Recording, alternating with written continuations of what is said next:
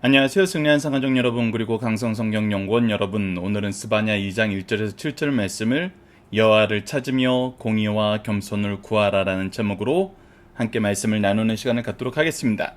자, 1절 말씀입니다. 수치를 모르는 백성아 라고 얘기합니다. 즉 우리가 하나님의 심판 앞에 놓여있고 하나님께서 우리에게 심판을 촉구하시면서 징계할 것을 예언하고 있을 때에 우리는 여전히 하나님 앞에서 거역하지 말고 수치를 모르는 백성처럼 행하지 말고 어떻게 해야 되냐? 모일지어다 라고 얘기하고 있습니다. 즉 우리가 하나님 앞에 다시 한번 무릎을 꿇어야 된다는 것입니다. 하나님의 임재 앞에 무릎을 꿇음으로써 우리의 죄를 깨닫고 회개의 은혜를 받아야 된다는 것입니다. 하나님의 공의를 인정하고 그것을 의지해야 된다는 것입니다. 오직 하나님의 은혜만이 우리를 살릴 것임을 우리는 알아야 된다는 것입니다. 자, 2절 말씀을 봅시다. 명령이 시행되는 날 겨같이 지나가기 전, 하나님의 진노가 너희에게 내리기 전, 여호와의 분노의 날이 너희에게 이르기 전에 그리할지니라. 그래서 계속해서 이 심판이 시행되기 전에, 진노가 오기 전에, 분노의 날이 이르기 전에 우리는 모여서 무엇해야 된다? 회개해야 된다는 것입니다. 하나님의 임재 앞에 무릎을 꿇어야 된다는 것입니다. 이것이 중요하다는 것입니다. 예수님께서도 회개하라 천국이 가까웠느니라 라고 선언하시고 이 회개한 자들에게 주시는 은혜가 무엇인지 팔복을 통해서 가르쳐 주었습니다. 우리에게 심판이 선언되고 회개가 선언될 때 우리는 어떻게 해야 되냐면 하나님 앞에 모여서 무릎을 꿇어야 됩니다. 하나님 앞에 우리를 내려놓고 하나님의 말씀을 기준으로 우리를 살펴보고 하나님의 뜻으로 우리를 돌이키고 하나님의 은혜를 간구하는 삶으로 나아가야 된다는 것입니다. 그것이 무엇입니까? 바로 회개입니다.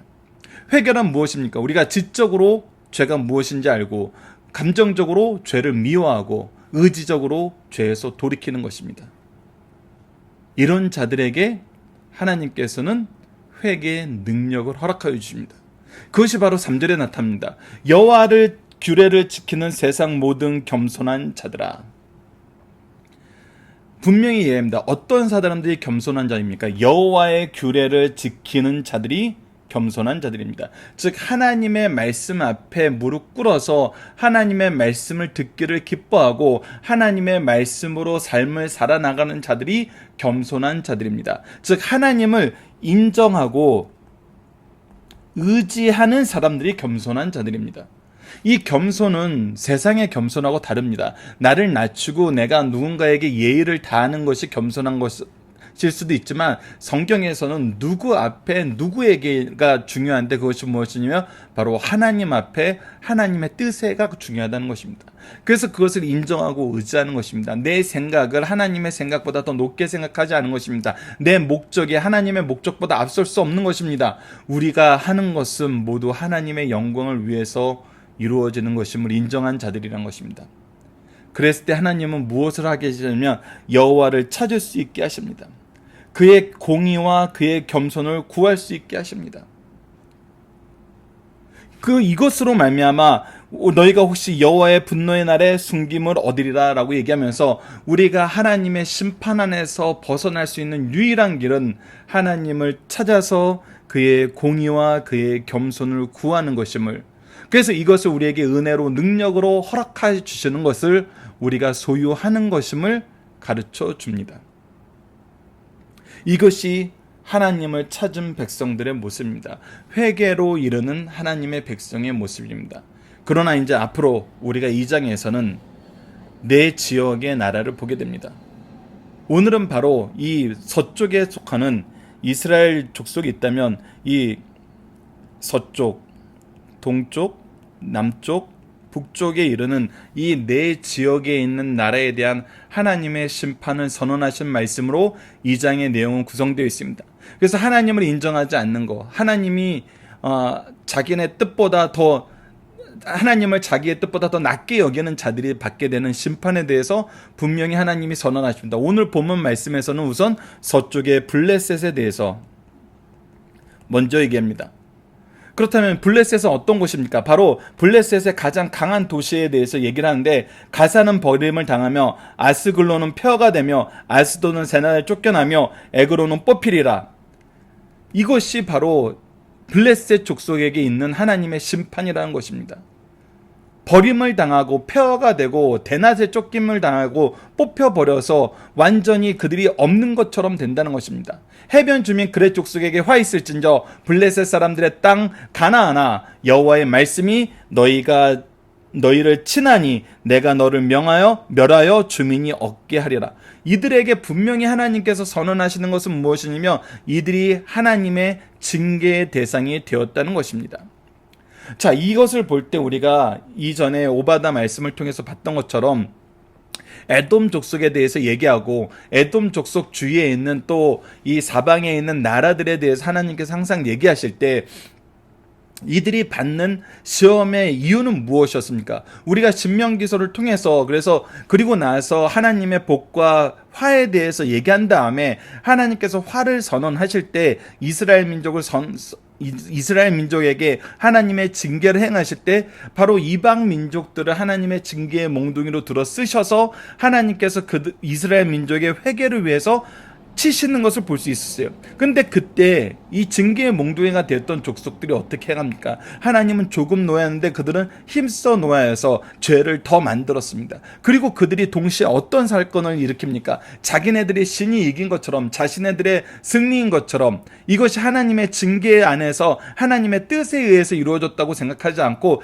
자신들이 하나님을 이겼다라고 생각하는 이런 무도한 것, 즉 하나님을 인정하지 않는 것까지 이루어졌을 때 하나님께서 분명히 선언하셨습니다. 에돔에게 선언하셨던 것처럼, 에돔이 어떻게 심판받는 것을 선언하셨던 것처럼 이 심판이 이루어질 때 이것이 하나님의 심판임을 그들로 하여금 깨닫게 하셨습니다. 동일합니다. 오늘 말씀도 블레셋에게 임하는 심판에 대해서 선언하심으로써 하나님께서 이 세상을 다스리시고 모든 족속의 심판주 되시고 통치자 되시고 창조주 되시고 구원의 역사를 이루시는 분임을 우리에게 분명히 가르쳐주고 있다는 것입니다. 자, 그래서 6절 말씀을 보면 해변은 풀밭이 되어 목자의 운막과 양떼의 우리가 거기에 있을 것이며 라고 얘기하고 있습니다. 이것은 무엇이냐면 이제 이곳이 어떻게 된다는 것입니까? 바로 이스라엘 족속에게 회복이 된다는 것입니다. 여호와의 분노의 날에 숨김을 얻은 자들은 하나님께서 약속으로 주셨던 그 땅을 회복하고 하나님의 은혜를 회복하고 하나님의 통치를 회복하고 하나님의 구원의 역사를 회복하고 하나님의 영광을 향하여 나아가게 된다는 것입니다. 그래서 7절 말씀을 보면 그 지경은 유다 족속의 남은 자에게로 돌아갈지니라. 남은 자들이 어떤 자들입니까? 세상의 모든 겸손한 자들입니다. 여호와의 분노의 날에 숨김을 얻은 자들입니다. 바로 여호와를 찾고 공의와 겸손을 구한 자들입니다. 그들이 거기에서 양떼를 먹이고 저녁에는 아글론의 집에서 누우리니 이는 그들의 하나님 여호와가 그들을 보살피사 그들이 사로잡힘을 돌이키실 것임이니라. 누구에게 사로잡혔습니까? 바로 이 블레셋에게 사로잡혔었습니다. 그러나 하나님께서는 이 블레셋을 오히려 심판하시고 이스라엘 민족에게 구원을 허락하셨다는 것입니다. 구원의 역사를 이루셨다는 것입니다. 세상은 바로 이것을 봐야 된다는 것입니다. 우리가 삶을 살 때 바로 이것을 봐야 된다는 것입니다. 우리가 왜 징계를 받는지, 징계받을 때 우리에게 무엇을 요구하시는지, 내가 왜 징계의 몽둥이가 되어서 누군가에게 하나님을 믿는 사람들을 치는 일을 하고 있는지, 그때 우리가 얻게 되는 심판의 내용은 무엇인지, 우리가 이때 바라봐야 되는 건 무엇인지. 그래서 우리가 어제 말씀에서 마무리할 때 적용하기 위해서 봤던 것처럼 우리는 누구에게 징계를 선언하더라도 우리는 그들에게 절망을, 그들에게 정죄를, 그것을 보는 사람들이 아니라 무엇을 보는 사람들이 아니면 그들의 회개를 보는 사람들이요, 또 연약한 사람들을 보호하고 양육하는 사람이 되어야 된다는 것입니다. 공의의 통치를 이루고 겸손히 하나님 앞에 나아가면서 여호와를 찾는 자들에게 하나님의 뜻을 전하는 바로 하나님의 일꾼이 되어야 된다는 것입니다. 이거는 성경 전체가 계속 우리에게 강조해주고 있는 내용입니다. 가르쳐주고 있는 내용입니다. 우리가 반드시 봐야 되는 삶의 방향이며 우리의 선택의 기준이 되어야 된다는 것입니다. 우리는 어떤 생각으로 삶을 살아나가고 무엇을 기준으로 미래의 모든 것을 결정합니까? 오직 하나님의 뜻 안에서 이루어져야 된다. 사실 그래서 우리가 결정하는 것이 아니에요. 하나님께서 먼저 결정하시고 먼저 준비하시고 우리에게 명령하시고 우리와 동행하시면서 항상 열매 맺게 하십니다. 그래서 우리가 승리하는 거예요.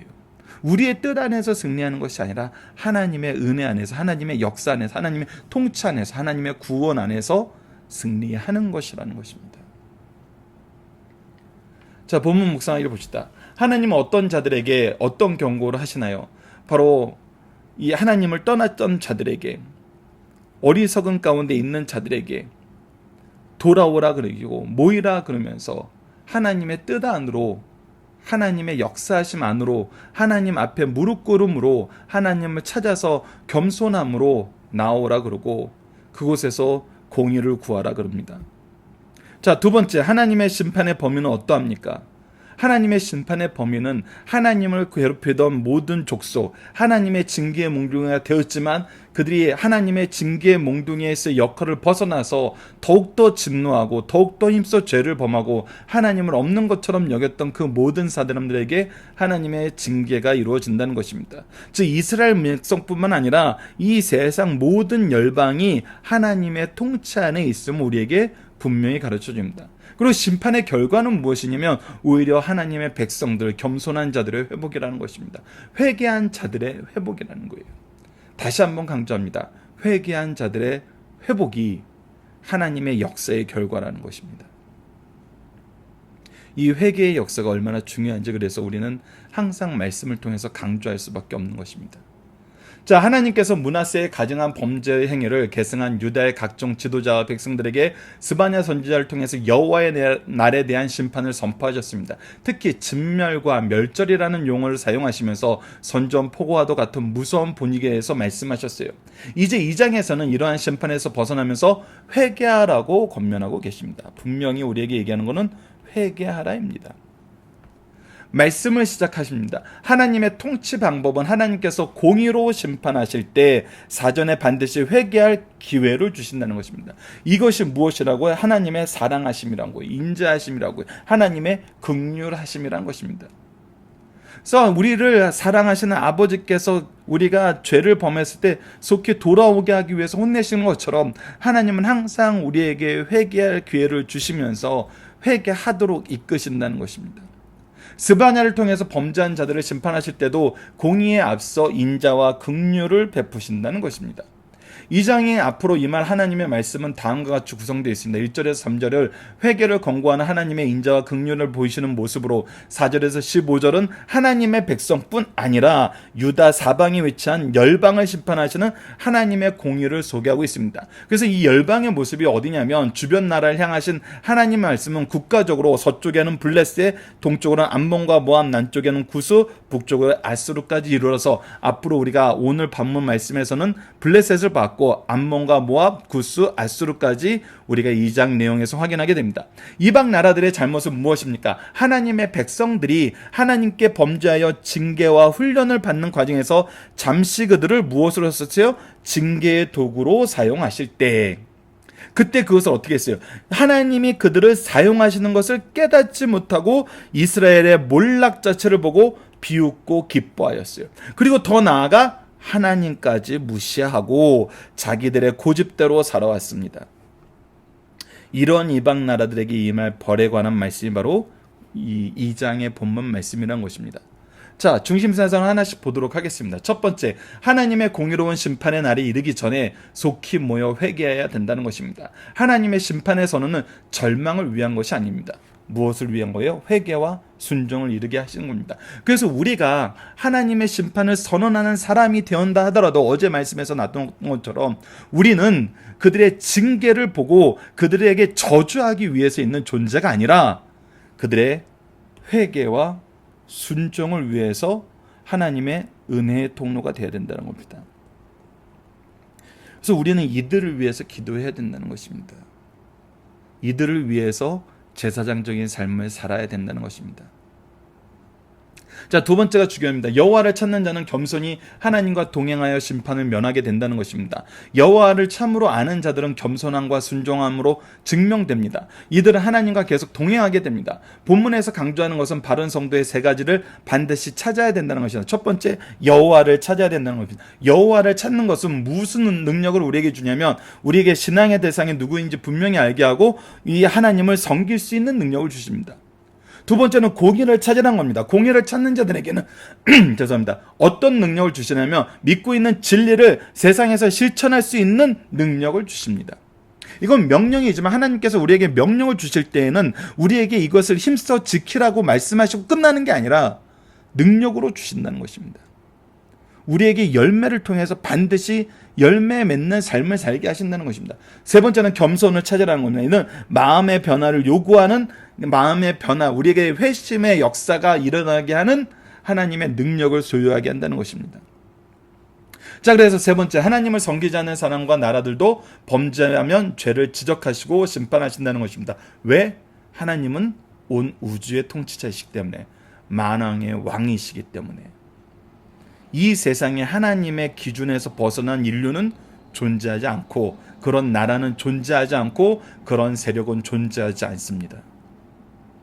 이것이 성경이 우리에게 가르쳐준 핵심입니다. 그래서 우리가 의지할 것은 세상에 있는 세력이나 세상에 있는 권세나 세상에 있는 지혜가 아니라 오직 하나님인 것입니다.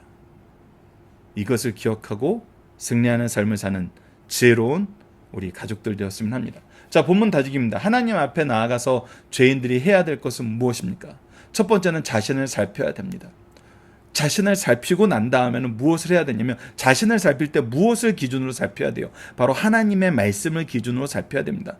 그렇다면 두 번째는 자신을 살폈다면 하나님의 말씀의 뜻을 따르는 삶으로 나아가야 됩니다. 무엇인지 알고 그곳으로 향하는 삶, 그리고 나서 마지막으로는 하나님의 이름 앞에 우리가 하나 되는 삶, 예배로 나아가는 삶을 살아야 된다는 것입니다. 그것이 회심의 역사에서 나타나는 삶의 모습입니다. 그래서 하나님의 은혜로 회개한 사람들이 나아가는 삶의 모습은 무엇입니까? 라고 했을 때 바로 여호와를 찾는 삶, 겸손한 삶, 공의를 구하는 삶이라는 것입니다. 자, 그래서 우리가 이 본문 적용하기 위해서 다시 한번 살펴봅시다. 회개란 무엇입니까? 지적으로 죄가 무엇인지 아는 것입니다. 감정적으로 죄를 미워하는 것입니다. 의는 의지적으로 하나님께 돌아가는 것입니다. 그래서 하나님께 모이게 됩니다. 하나님 앞에 우리가 무릎 꿇게 됩니다. 그래서 이 회개에 합당한 열매는 무엇으로 나타나냐면 하나님을 찾는 능력, 공의를 행하는 능력, 겸손하는 능력을 갖게 됩니다. 그래서 우리는 교회에서 항상 하는 것이 나의 유익을 쫓고 내가 무엇인가를 받으려고 왔는데, 처음에는 연약해서 그렇게 왔을지라도 우리가 바르게 회개하게 되면 항상 하나님을 찾는 삶을 살게 된다는 것입니다. 우리가 교회에 온 이유가 뭐냐는 거예요. 하나님의 말씀을 찾기 위해서 왔고, 하나님의 뜻을 찾기 위해서 왔고, 하나님께서 우리에게 주신 지혜와 거룩함과 의를 우리가 풍성히 누리기 위해서 왔다는 거예요. 다른 게 아니라는 거예요. 나의 자아 실현이나 나의 욕구 충족이 아니라는 겁니다. 나를 자랑하고 드러내기 위해서 온 것이 아니라 오직 하나님의 뜻을 찾고 이 뜻을 통해서 내가 어느 길로 갈지를 보러 왔다는 것입니다. 그래서 우리는 교회 안에서 항상 하나님을 찾는 일을 합니다. 그리고 공의라는 건 무엇입니까? 하나님의 뜻을 따르는 것입니다.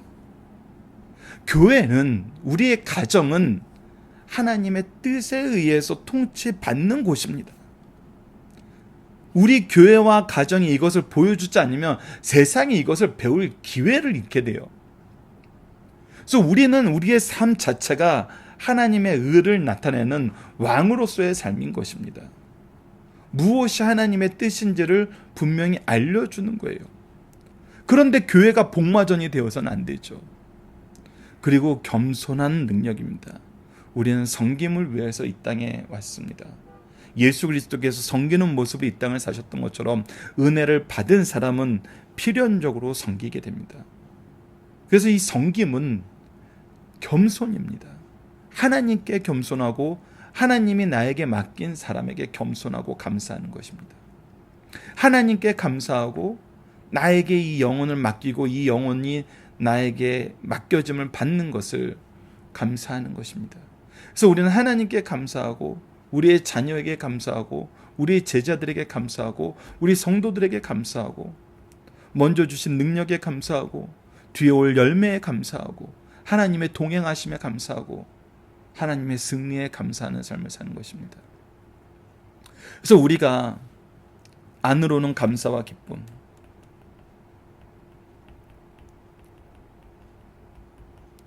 밖으로는 근면성실,